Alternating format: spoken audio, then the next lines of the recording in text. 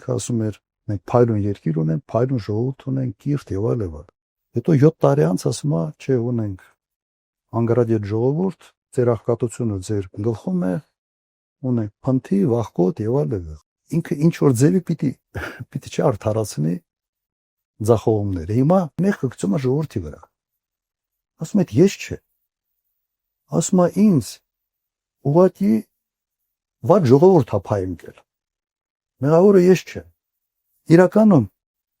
գործարանային դեֆեկտ ունեցող ղեկավարն է։ Փաստը սա է։ Ես այս երկիրը ղեկավարել եմ 98-2008 թվականների։ Փայլուն ժողովուրդ, աշխատող, աշխատասեր, եւ դա եղել է մեր մրցակցային առավելությունը։ Ոչ մեր աշխարհագրությունն է, ոչ բնական պաշարներն է։ Մեր մրցակցային առավելությունը եղել է մեր վերաբերմունքը մեր ժողովրդի նկատմամբ որպես լավ մասնագիտական բիզնեսի հմտություններ, ճարպիկություն, սա որպես որակ էր։ Կրկնեմ, մեր մրցակցային առավելությունը եղել է մեր ժողովրդի որակն է։ Հիմա այս մարդիկ ասում են մեր ժողովրդի որակը։ What is շշմում է։ Ինչ է ժողովրդի գլխին կապ։ Ինչ է ուզում է ժողովրդից։